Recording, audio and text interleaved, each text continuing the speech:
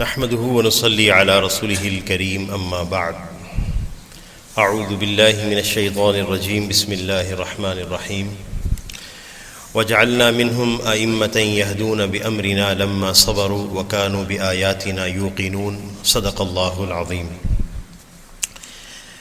میرے عزیز طلباء کرام، اللہ رب العزت نے جن علوم کے اندر شب و روز کی مشغولی آپ کو دے رکھی ہے، یہ علوم وہ ہے جس کے حامل سے اللہ تعالیٰ پوری انسانیت کی قیادت اور سیادت کا کام لیں گے۔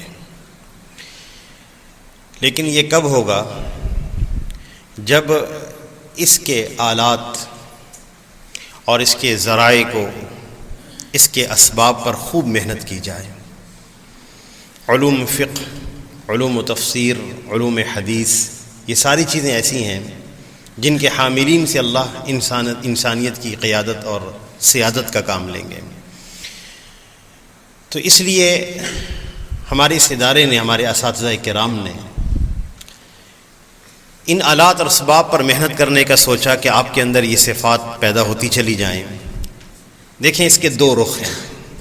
ظاہری طور پر رخ یہ ہے کہ آپ حضرات علوم حاصل کر رہے ہیں، اس کے ساتھ ساتھ خطابہ پر محنت ہو جائے، بات چیت کا ڈھنگ آ جائے، بحث اور مباحثہ پر قدرت حاصل ہو جائے۔ ان ساری باتوں سے مقصود انسانیت کی دینی رہنمائی ہے۔ اسی طرح انگریزی، عربی اور اردو زبان پر مہارت حاصل ہو جائے۔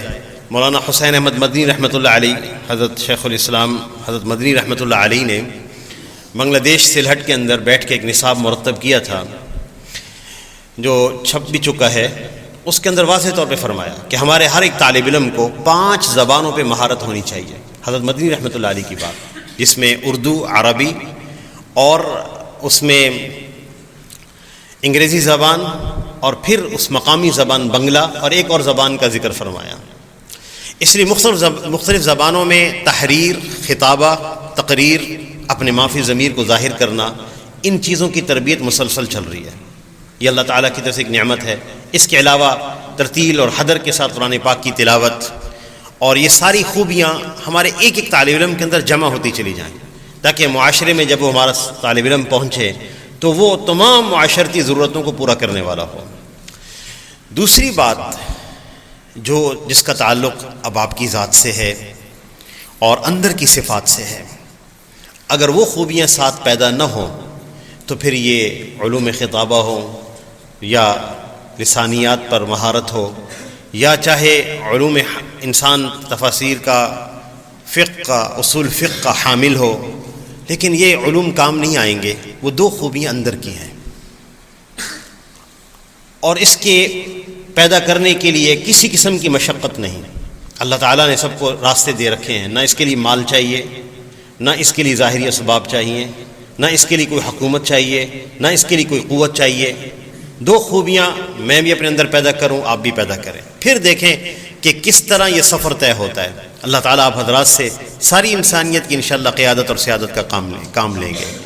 اور وہ 2 خوبیاں ہیں، صبر اور یقین۔ صبر اور یقین۔ اس پرفتن دور کے اندر ہم اپنے آپ کو معصیت سے بچا لیں۔ دیکھیں، اگر معصیت میں لطف اور مزہ اور حظ اور ہے اگر، تو اس کو قربان کرتے ہوئے جو اس کے نتیجے میں اللہ جو نعمت دیں گے اس دنیا میں بھی اور آخرت میں بھی، اس کے سامنے اس گناہ کے مزے کی کوئی حقیقت نہیں۔ اس لیے معصیت سے صبر، اور یہ اب ہر آدمی کا اپنا ذاتی معاملہ ہے۔ اور دوسری چیز، اطاعت پر جمنا، یہ بھی صبر کا معنی میں آتی ہے۔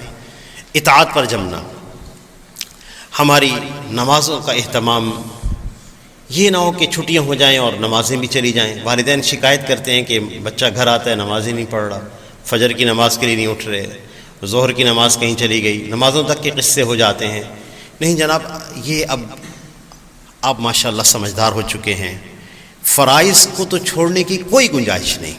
اس لیے استقامت کے ساتھ نمازوں پر جمنا، اور اسی طرح اپنی نمازوں میں بہتری لانا اور عبادات کا اہتمام کرنا، یہ وہ چیزیں ہیں جو صبر میں داخل ہیں۔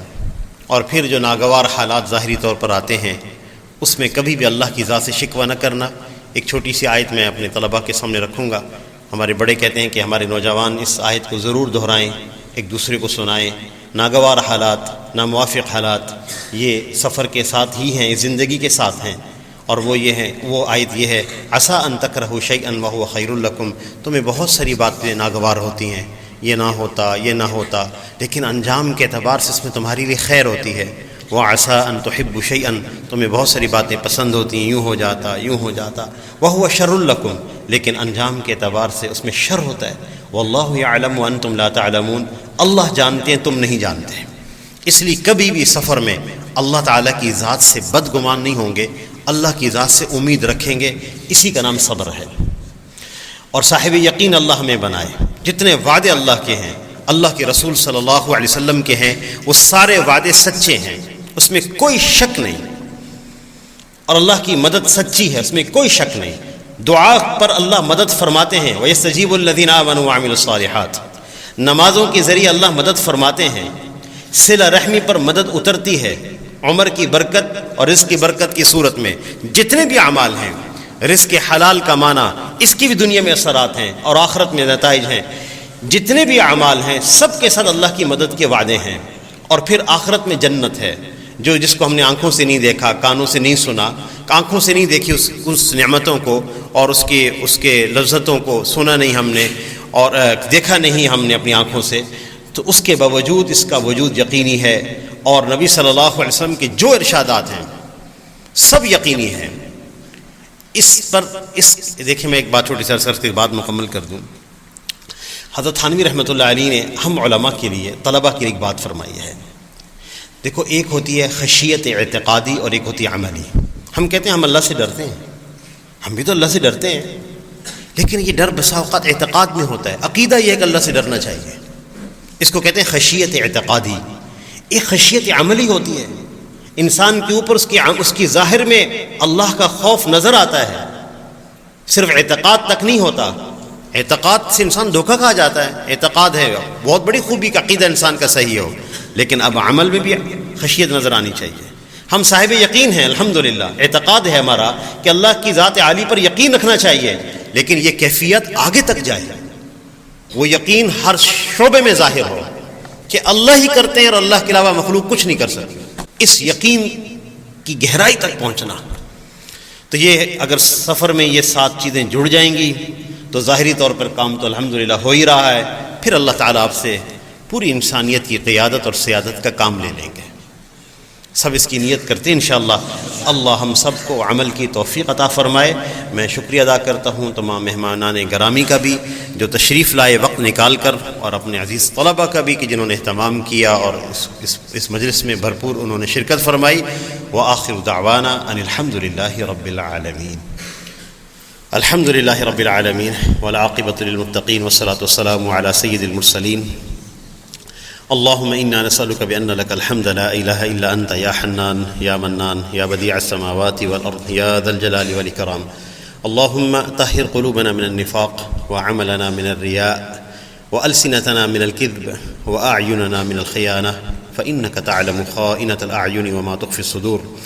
اللهم افتح أقفال قلوبنا بذكرك وأتمم علينا نعمتك وأسبغ علينا من فضلك واجعلنا من عبادك الصالحين. ربنا آتنا في الدنيا حسنة وفي الآخرة حسنة وقنا عذاب النار. ربنا هب لنا من أزواجنا وذرياتنا قرة أعين واجعلنا للمتقين إماما. اے اللہ ہمارے گناہوں کو معاف فرما دیں، اپنا تعلق نصیب فرما دیں، اپنی محبت عطا فرما دیں، اپنی محبت کو سب کی محبت پہ غالب فرما دیں۔ اے اللہ رسول اللہ صلی اللہ علیہ وسلم نے جتنی خوبیاں مانگی ہیں ہمیں بھی عطا فرما، اور جتنے شرور سے انہوں نے پناہ چاہی ہے اے اللہ ہمیں ان تمام فتن سے محفوظ فرما دے۔ اے اللہ ہمارے دینی مدارس کی، دین کے کام کرنے والوں کی، علماء کی اور ہمارے بزرگوں کی حفاظت فرما، غیبی مدد فرما، نصرت فرما۔ اے اللہ ہمارے جتنے بھی مدارس میں پڑھنے والے طلباء ہیں اور خصوصاً ہمارے طلباء جنہوں نے اس سال محنت فرمائی، مختلف شعبوں کے اندر محنت فرمائی، اے اللہ ہماری نیتیں بھی یہی ہیں اور ہمارے بچوں کی نیتیں بھی یہی ہیں کہ اللہ ہم سے، ہمارے طلباء سے دین کا اعلیٰ درجے میں کام لے لیں۔ اے اللہ اب ہم سے کام لے لیں، اس کے لیے جو ظاہری اسباب اختیار کرنے ہوتے ہیں وہ اے اللہ ہم نے اس کی کوشش کی ہے۔ اے اللہ آپ ہماری مدد فرما دیں، نصرت غیبیہ فرما دیں، دین کی محنت کا کام ہم سے لے لیں۔ اے اللہ آپ محتاج ہرگز نہیں، کسی سے بھی کام لے سکتے ہیں۔ اے اللہ دین کی محنت کا کام ہم سے لے لیں۔ اے اللہ ہماری کوتاہیاں معاف فرما دیں، ہماری غلطیاں معاف کر دیں۔ آپ کی طرف سے نعمتیں بہہ رہی ہیں ہماری طرف، آپ کا فضل ہمارے اوپر انڈیلا جا رہا ہے، لیکن اے اللہ ہماری طرف سے نہ قدری اور نہ شکری ہوتی ہے۔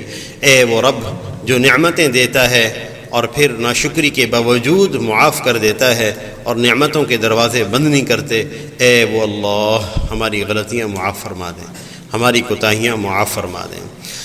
اے اللہ جتنے ہمارے اکابر ہیں، اے اللہ ان کی عمروں میں برکت عطا فرما، جو دنیا سے جا چکے ہیں ان کی مغفرت فرما، رحم فرما۔ ہمارے ادارے کے بانی میرے والد محترم حاجی عبدالستار صاحب رحمۃ اللہ علیہ کی بھی دعا مانگے، اللہ تعالیٰ ان کے درجات کو بلند فرما دے، جو اس کا ذریعہ بنے۔ اے اللہ جو ہمارے حضرات معاون ہیں، ناصر ہیں، ہمیں دعاؤں میں یاد رکھتے ہیں، ہم سے محبت کرتے ہیں، اے اللہ دنیا آخرت کی عافیت ان حضرات کو عطا فرما۔ اے اللہ ہم سب کی علت قلت اور ذلت سے حفاظت فرما۔ وصلی اللہ تعالی علی خیر خلقہ محمد وآلہ وصحبہ اجمعین برحمتک یا ارحم الراحمین۔